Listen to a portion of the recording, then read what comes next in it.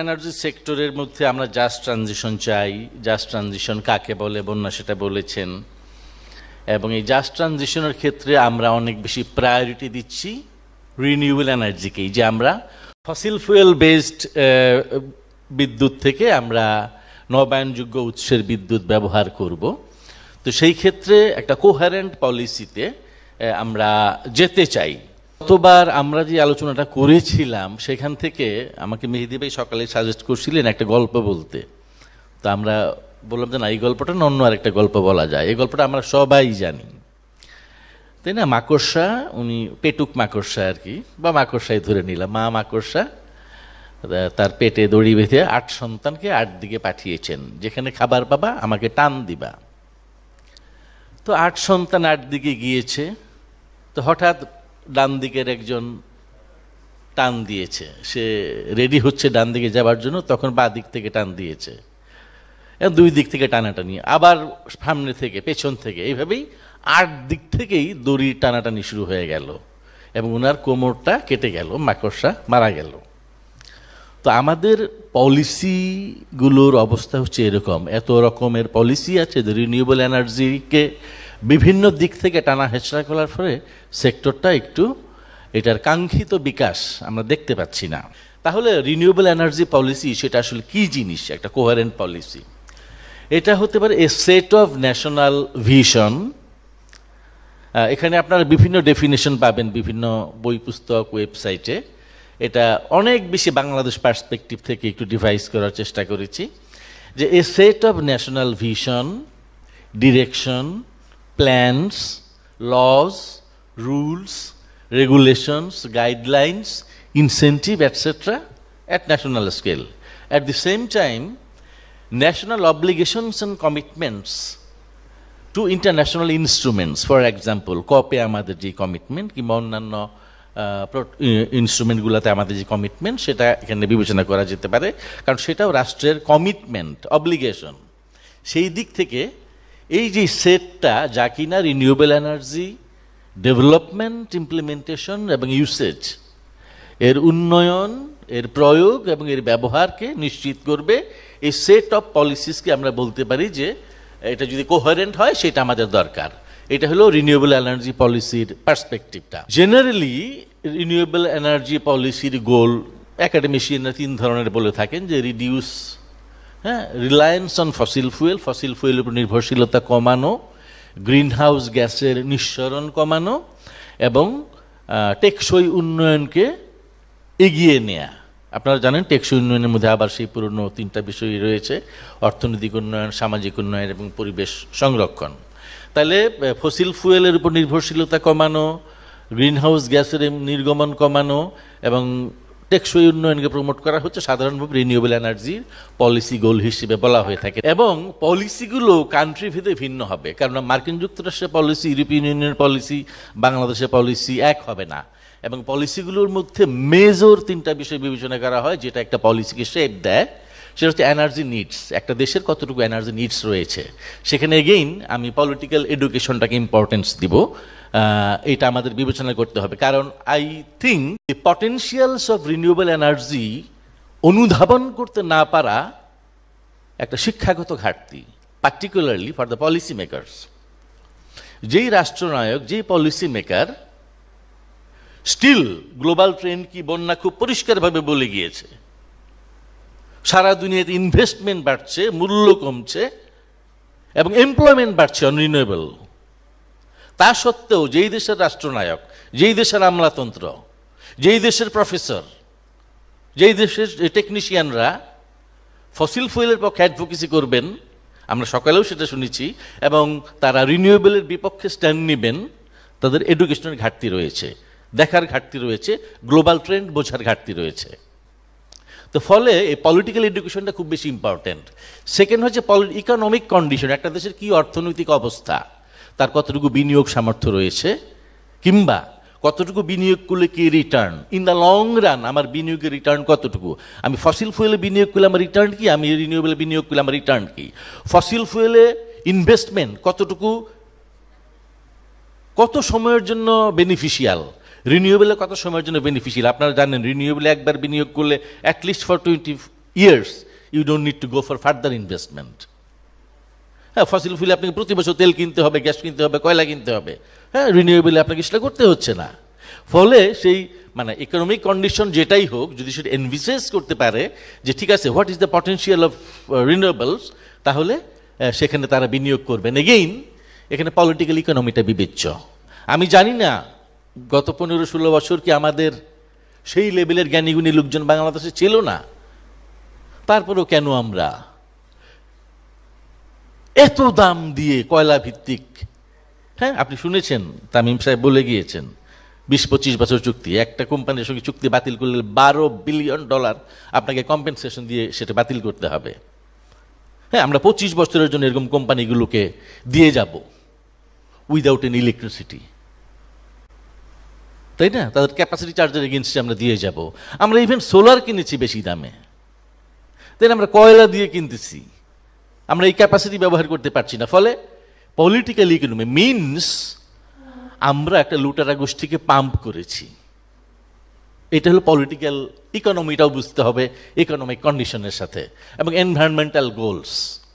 তো সেই জন্যই রিনিউয়েবল এনার্জির পলিসি গোল কি হতে পারে, সেখানে আমি আমাদের একটা ব্যানার তুলে দিচ্ছি হুবহু।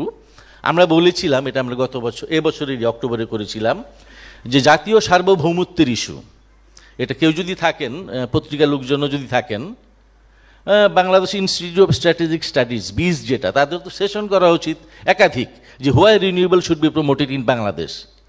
বাংলাদেশ আর্মির যারা স্ট্র্যাটেজিস্ট আছেন তাদের সেশন করা উচিত একাধিক, যে কেন রিনিউয়েবল এনার্জি বাংলাদেশে প্রমোট করতে হবে, কেন। National Economic Council of the country, they need sessions, যে হোয়াই রিনিউয়েবলস। কারণ বাংলাদেশের জাতীয় সার্বভৌমত্ব, তাই না, দ্বিতীয় স্বাধীনতার কথা শুনতে পাচ্ছি ইদানিং। তো স্বাধীনতায় যদি মিন করতে চান, you'll have to go for renewables. ইন্ডিয়াকে গালি দিয়ে লাভ নাই, বায়বীয় গালির চাইতে আপনাকে কনক্রিট স্টেপ নিতে হবে। ভূ রাজনৈতিক নিরাপত্তা, আমি আগেই বললাম যে আপনি from military point of view, হ্যাঁ, সামরিক নিরাপত্তার দৃষ্টিভঙ্গি থেকে আপনি ভাবতে পারেন, জ্বালানি নিরাপত্তা, অর্থনৈতিক প্রবৃদ্ধি, খাদ্য নিরাপত্তা।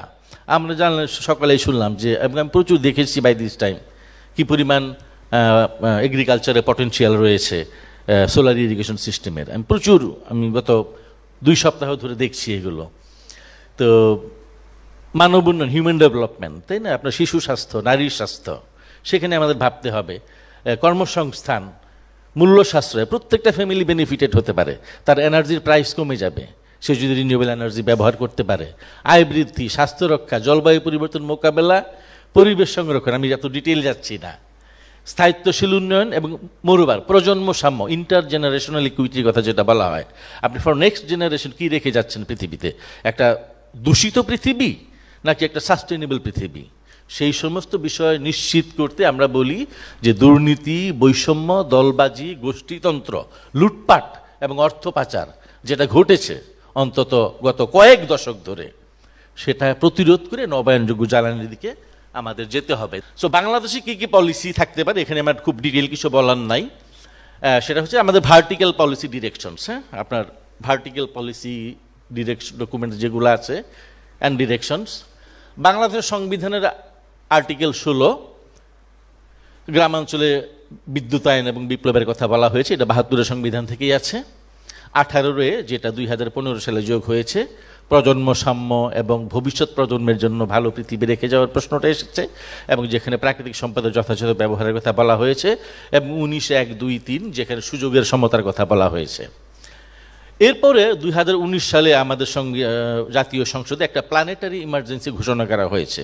পৃথিবীর খুব কম সংখ্যক পার্লামেন্টে প্ল্যানেটারি ইমার্জেন্সি ঘোষণা করেছে, particularly in the context of climate change, এবং সেখানে গ্রিন হাউস গ্যাস এমিশন রিডাকশনের জন্য জরুরি বার্তা দেয়া হয়েছে।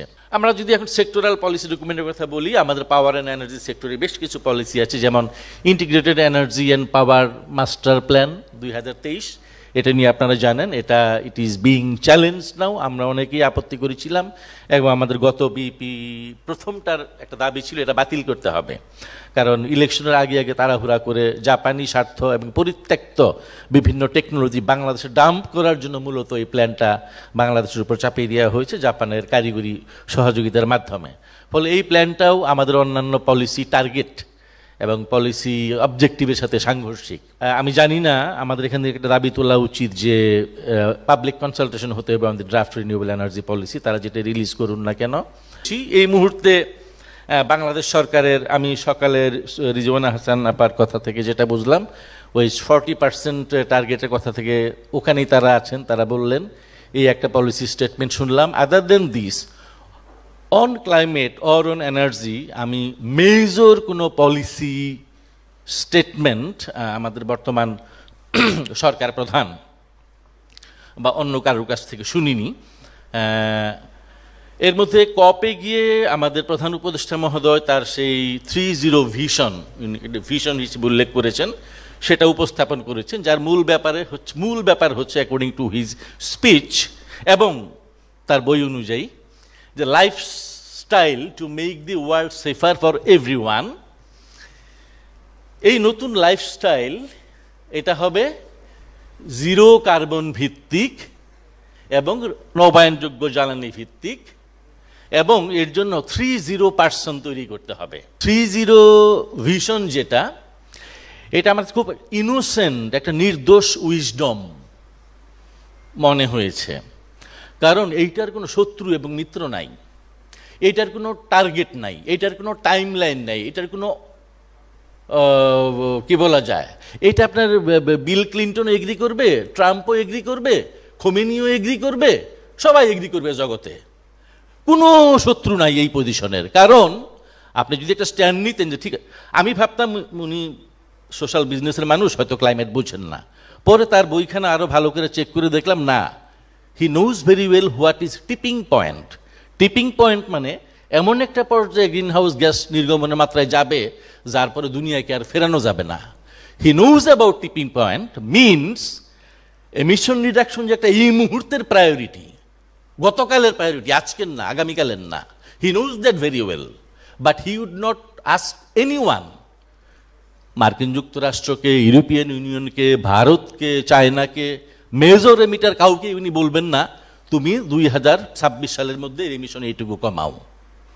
ফলে বিউটিফুল উইজডম উইদাউট এনি শত্রু মিত্র, without any programme. He has only one programme in his book, that is promote social business. রাষ্ট্রের প্রোগ্রাম কি হবে, রাষ্ট্রের পলিসি কি হবে, there is no direction at all.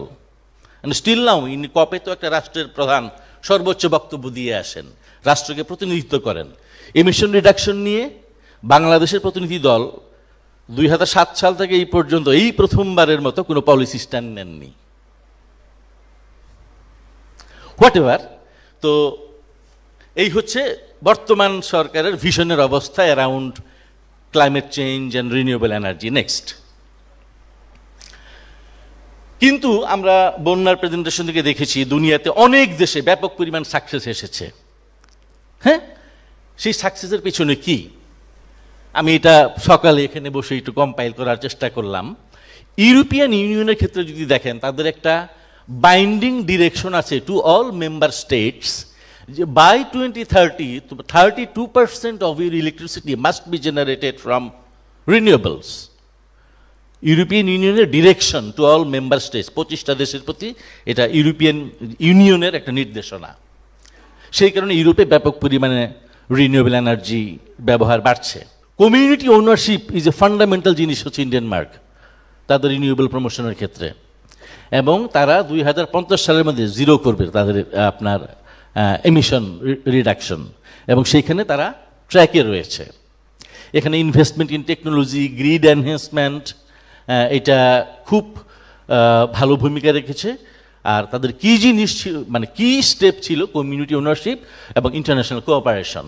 বাংলাদেশের হযবরল অবস্থা গ্লোবাল সাকসেসের পিছনের মূল প্রণোদনা বা কারণ, সব কিছু বিবেচনা করে আমরা যদি একটা কোহারেন্ট অ্যান্ড কোঅর্ডিনেটেড পলিসি চাই ফর রিনিউয়েবলস ইন বাংলাদেশ, কি কি তার অ্যাসপেক্ট হতে পারে, এবং অ্যামাং অল দ্য পলিসিস কোন জায়গায় কোহেরেন্স থাকতে হবে।